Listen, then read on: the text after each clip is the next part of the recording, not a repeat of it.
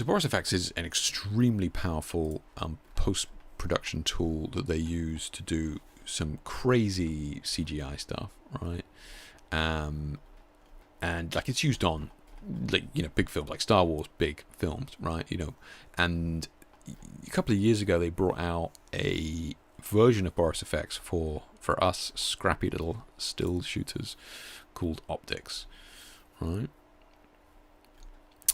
And it has some pretty cool features, and I'm just going to go over a couple of them in a minute. But yeah, I've started to use it a little bit just to finish my images once I've done all the post-production in Lightroom and Photoshop, and then BorisFX is kind of in Photoshop. I'm going to open up Photoshop in a minute and show you.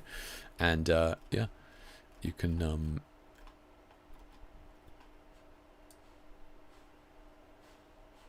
yeah, you can do a bunch with it.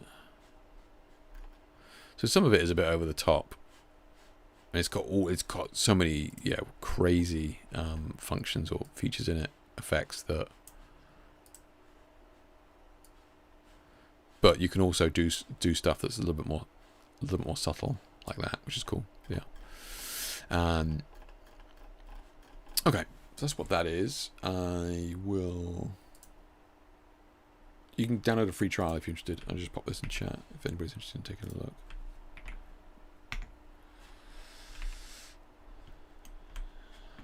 Alright, let's open up Photoshop.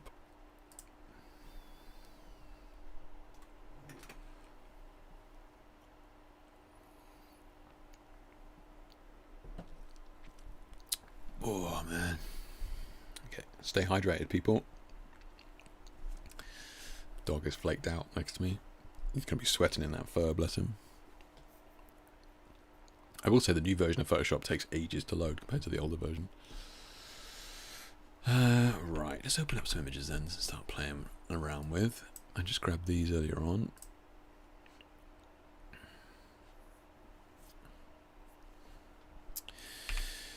So these just for reference, like these have all gone through Lightroom and Photoshop, and this is, you know, I've just flattened it down and put it into a JPEG so that we can actually work on it without the system falling over. Same with this and same with this, right? So everything's done. This is the point at when I would use BorisFX to kind of play around with stuff. Whatever it is I'm going to be doing, I'm usually going to create a duplicate or a copy of everything. And tell you what I will do is let me just see if I can, give me 2 seconds.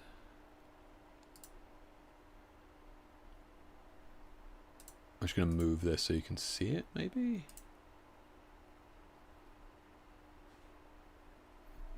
That works. Yeah, that works.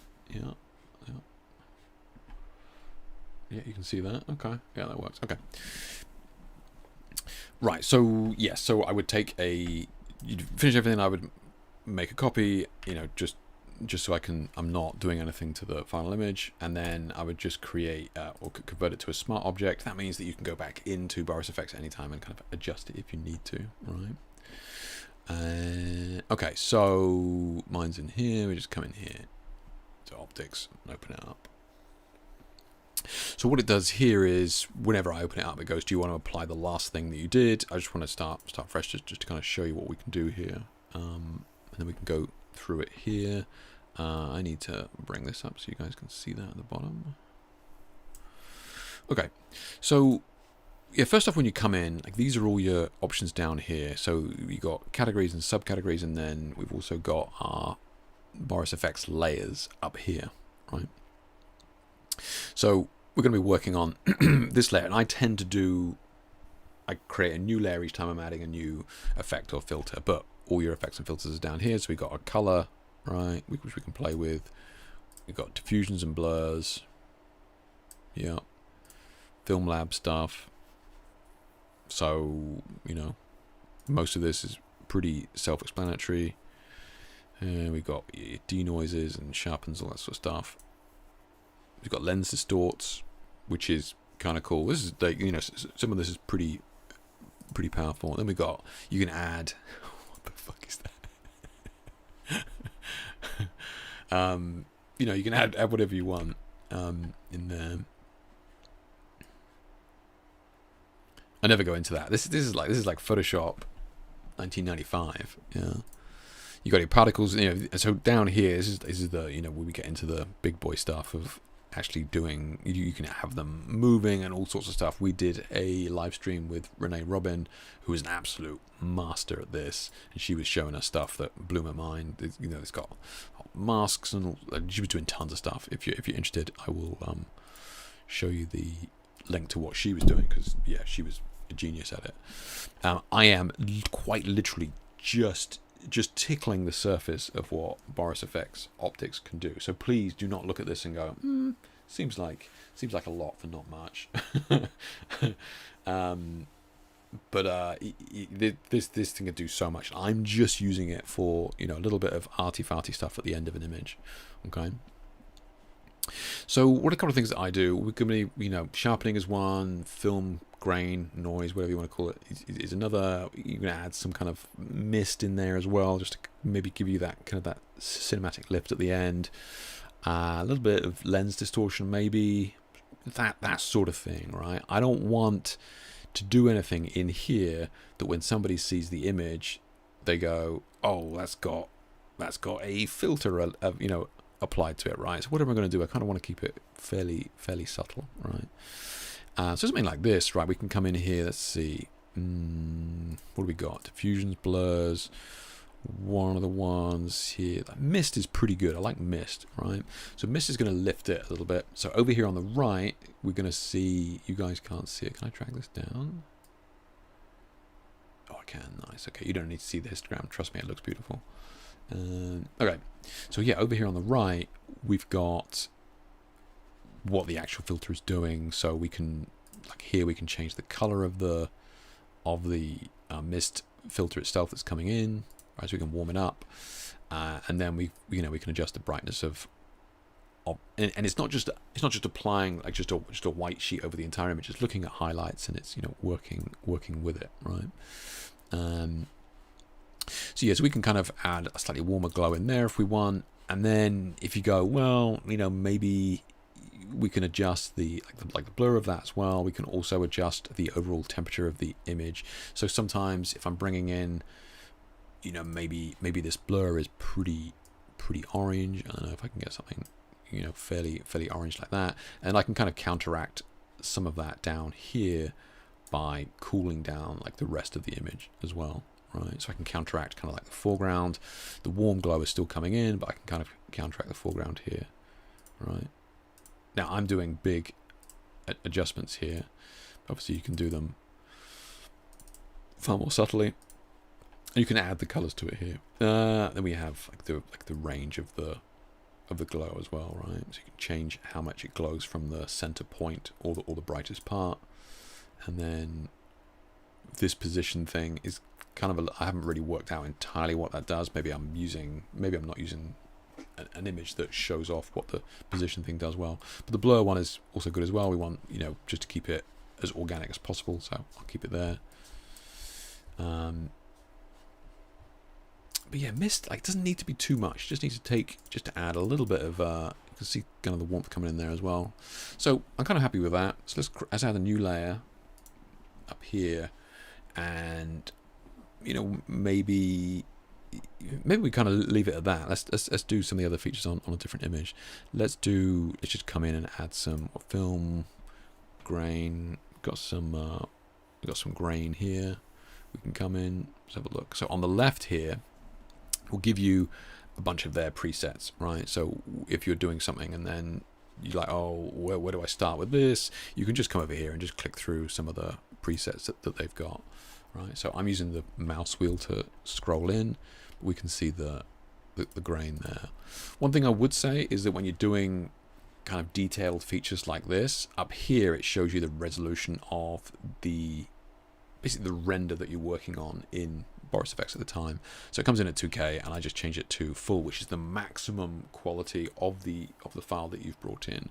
Now I don't know whether you can see that difference, but you saw that the grain changed from being not really noticeable to being oh holy shit, right? So because what it's doing is like the 2K render there is just enabling you to do some heavy lifting without the platform falling over, right? So, but with stuff like this, with grain, we want to make sure we're seeing exactly what we're looking at here. Then over on the right, we can then change like the color of that and the size of that and that sort of thing.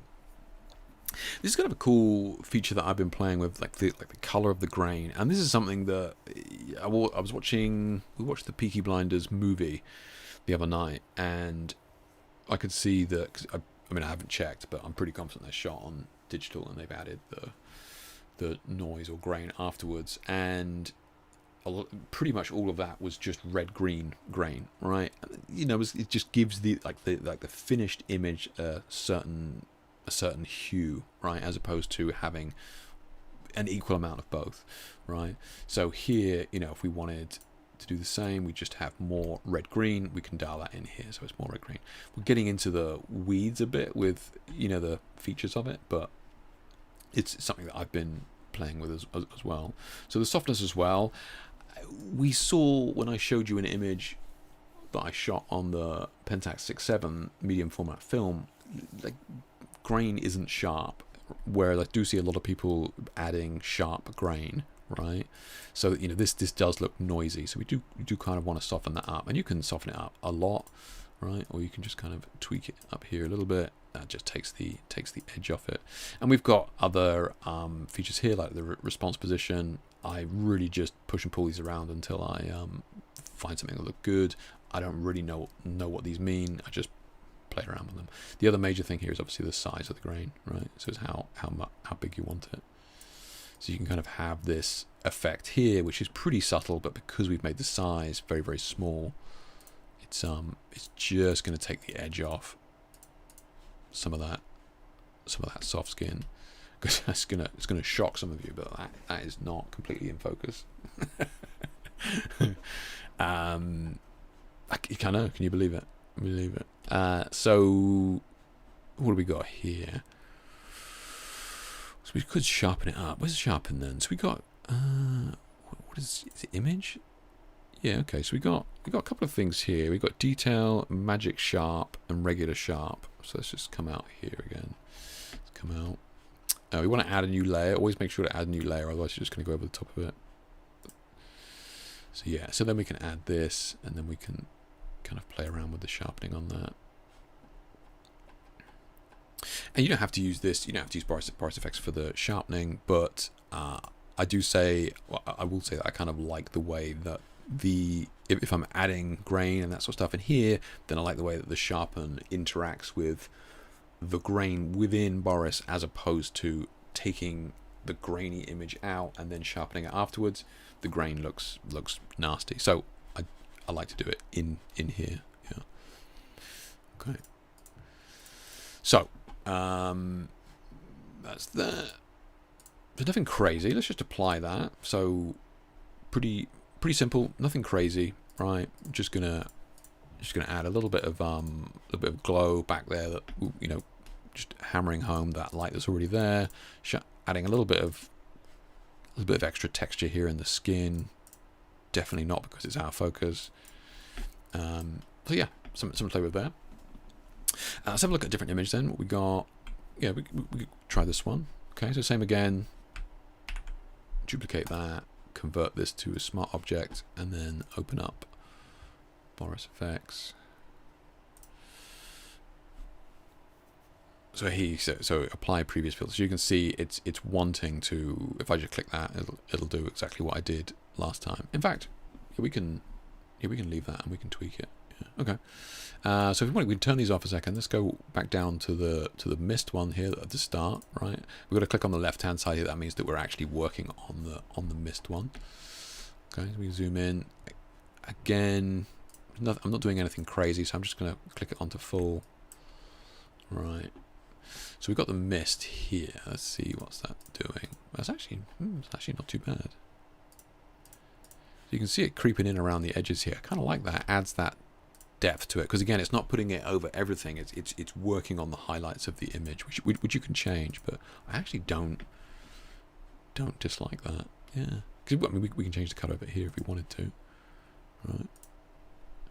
I mean, just by making that pinky purpley, that's going to cool it down a lot.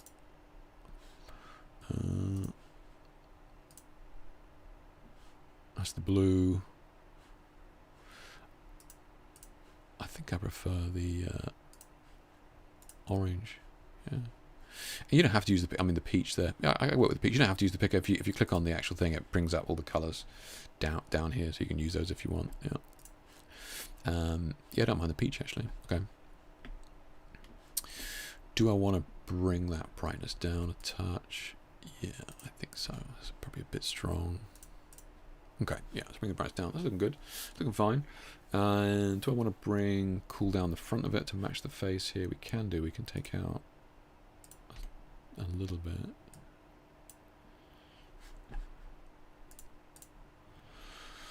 Yeah, that keeps the face cool. Okay, yeah, that works. All right, so happy with that. Let's move on to the next one here. So we got the grain that we already did last time. And zoom in. I'm going to click around down here. I think I want something a little bit. Yeah, that's looking not too bad. Let's go to 400. We just want to take away. This is something that, with those of us, I think this was on the 85mm prime, what, 1.4 or something. So what happens is that, although I love the effect of a portrait shot like this, some people don't. Some people are like, oh, 5.6 is what you should use for portraits so that you get at least the nose and the eyes in focus and the lips. But I do love the effect, especially when they're turned like this. But you can see how quickly it drops out of focus. The downside of a lens like this when it's out of focus is that you get these kind of blank expanses of no texture from the skin, right? Because it's out of focus. Not my fault this time. Out of focus because of the aperture. So sometimes this can look, I don't know. Sometimes I feel like with like large areas of skin like this that are out of focus, it can kind of benefit from a little bit of texture in there. It's looking good. You can see it's less noticeable up here on the texture. Because we already have texture up here, we don't really see it. But down here where there was no texture, you can see how prominent it is, right? So I'm just going to make this a little bit softer just to take the edge off that.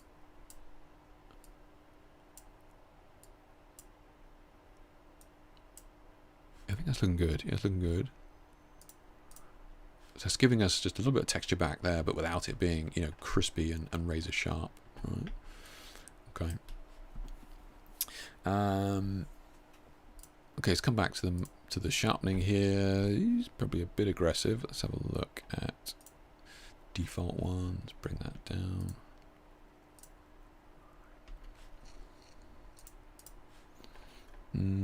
Yeah, I can get on board with that. I might take it down just a tiny bit more. Yeah.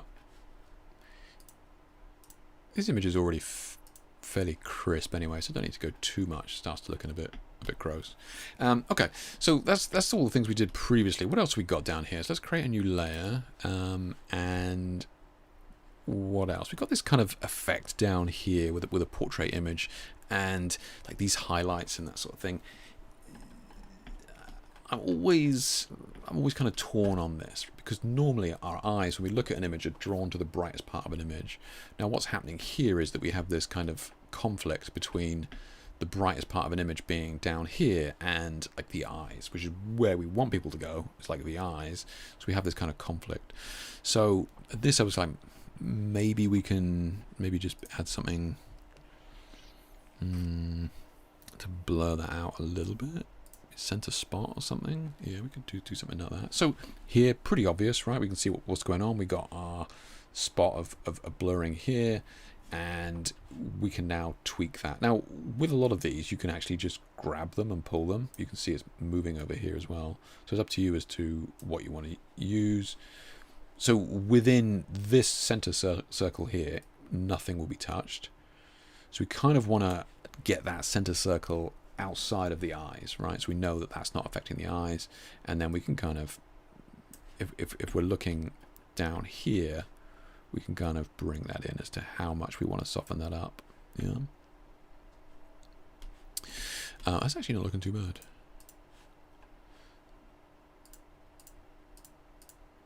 It just takes away some of the interest. I'm just looking at the top of the head here, see how much that's affected. tiny bit, but certainly not a problem. Okay, so we're really only looking at down there. Okay, kind of cool, kind of cool. So that's, you know, something else I would probably do just to soften that. Again, you could tweak this. You could maybe go, because you can move the whole thing up. You can cheat a little bit, bring it up, and get away with it like that. Another thing that I kind of like to play with is going to be chromatic aberration. This is something that old lenses used to have, and I'm seeing more and more of it. I'm seeing more and more of it in YouTube videos now as well, where people are introducing it into digital footage. So where is that? Let's have a look.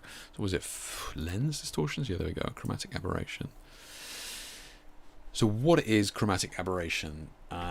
So let's see if I can find some dramatic ones. There you go. Okay.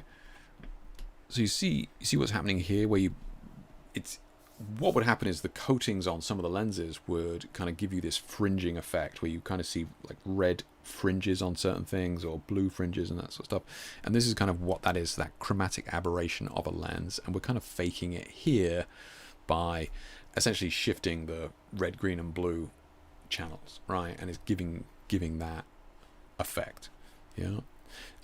So let's have a look. So something like this, we obviously don't really want it affecting the face. Ideally, I'd kind of want it affecting down here, but not the face. So we've got a couple of options over here in their presets. So we've got green, mag, which is magenta, pull from bottom.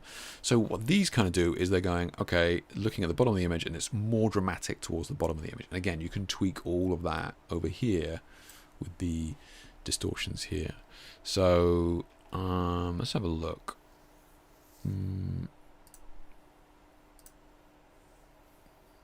Domino, blue, yellow. I can kind of get on board with that. So let me just turn this off and on. So we start to see this subtle fringing effect towards the edges out here, right? And I don't think it should be. It shouldn't really be affecting the top. Yeah. Okay. Obviously, we can do, right? We can have it more dramatic down there. You can see it shifting over there, right?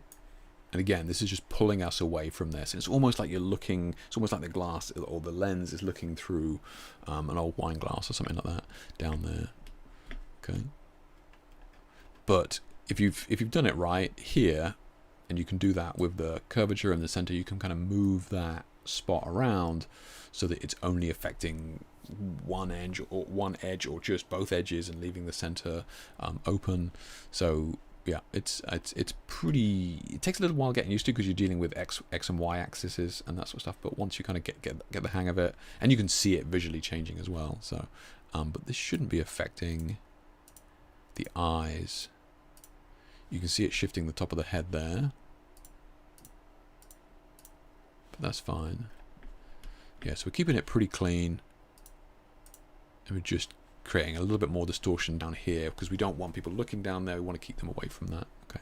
So anyway, happy with that. The other thing you can do here actually is you can kind of move these around. So I would probably put the chromatic aberration down there, and then I would probably put the center spot. Yeah, so you can see how much that changes, right?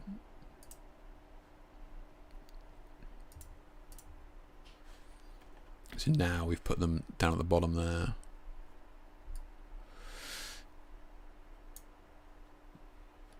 Because the sharp is above it, you see how much of a difference that makes. I actually think I prefer that. Yeah, I'll put the mist down there. Yeah, okay, I think I actually prefer that, yeah. So that kind of just focuses on keeping that sharp. The sharp is still in there, but the chromatic aberration is blurring the sharpness, which is actually kind of works pretty well. Okay, that's cool. Yeah, let's apply that. So there you go. So the face is left pretty clean. You guys can't see the bottom of that. I apologize. Sorry. So the face is left pretty clean, but just drawing the attention away from that down there, which is like super sharp and like really, really shiny, and just trying to keep the focus up there. But when you look at that image, you shouldn't go, oh, check out the effects being used. It's not about that. It's just about drawing the viewer's attention where you want it. Yeah. I shouldn't think there's any questions. I'll just check that. Yeah, all good, all good. Cool. Yeah. Okay.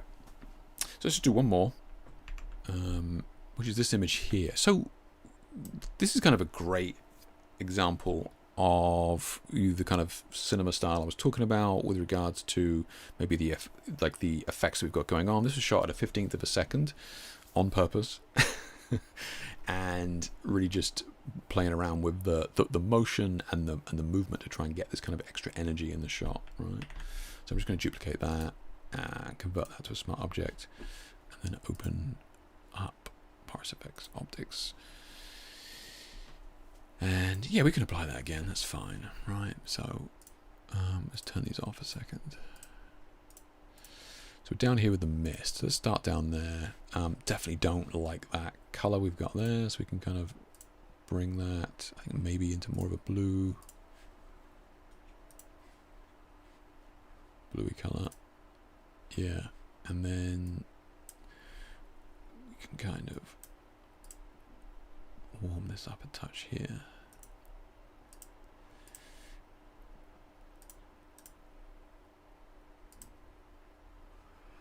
Okay, so just adding a little bit of a cold glow from behind to kind of match the lights that's kind of going on behind there, and then I'm just adjusting the color of everything here, i.e., the face, to kind of bring that back after the kind of colder wash.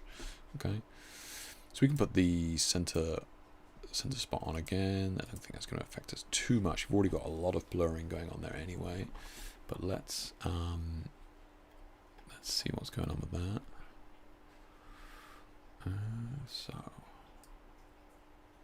So again, I want to make sure this circle is above her eyes there. We can just cheat a tiny bit by bringing it up. I don't want to make it totally obvious and put it over there, but we can kind of cheat a little bit by bringing it over there.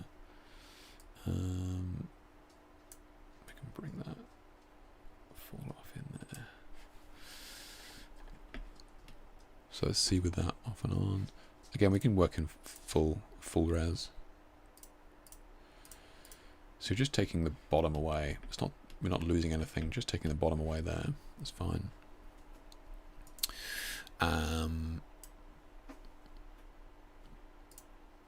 Let's turn the sharpening on.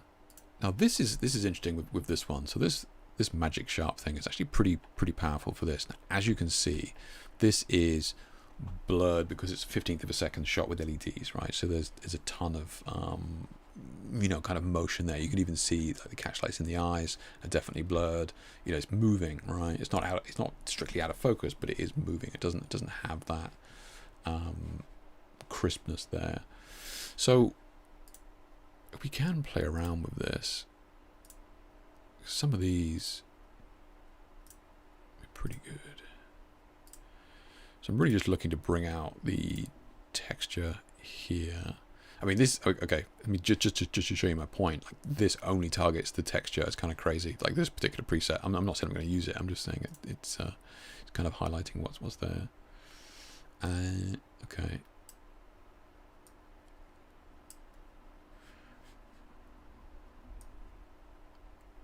So this is that kind of haloing effect you can see with the threshold here. So we want to bring that up until we can kind of start to see that. We've got to be careful with that.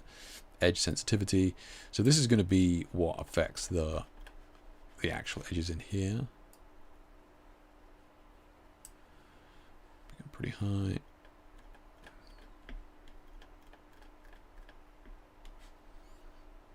I just bring that down a touch. It's kind of getting there.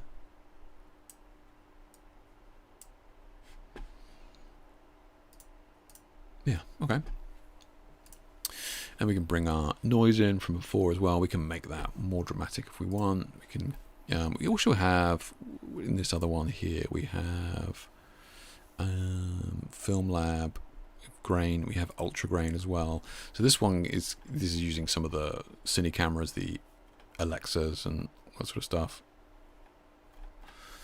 So we can have even more grain there. It's actually not too bad when it's zoomed out. I don't mind that. Let's have a look. I might soften it up a tiny bit. Oh, this is actually a different menu here. Oh, interesting. Okay, it's actually a different menu to the other grain menu. Okay, I'll go back to this one just because I know how to soften this. So I'll make it larger and then soften it up. Yeah. Okay, looking fine.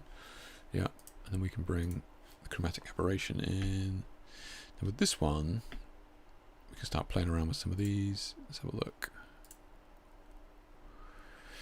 So green and magenta pull from bottom. So again, when we turn this off and on, you should see that the bottom is highly affected, but not the top. Yeah. So the eyes are kind of fine, but you see at the bottom of the dress there, or the kimono thing. Yeah, I think the dress. It's I'll put that underneath the grain. I'm actually going to put that chromatic aberration underneath the blur. So it was getting a little bit too crisp, whereas now I think with that blur on top, it's kind of helping to keep it in check a little bit.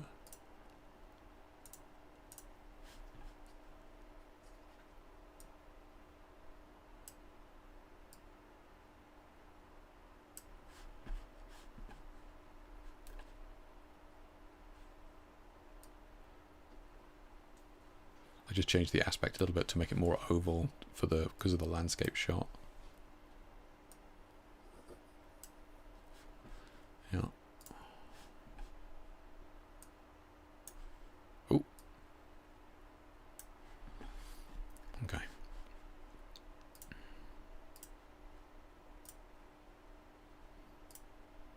That was just so you could see different versions or layers at the same time. So I didn't have it checked as to which one I was actually working on, so it's invisible on the screen, so you have to have this view compare thing clicked on here. So I was making adjustments, but it wasn't having any effect, so I just got to turn this down. Yeah, there you go. Okay.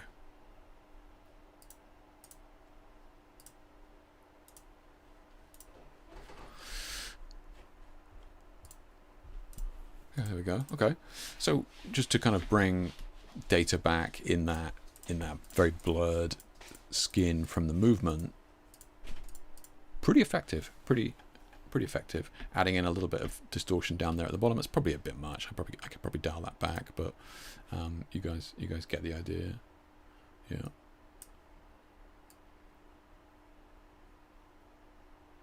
Yeah, it just needs to be a kiss of it down there. That's fine. Okay. So yeah,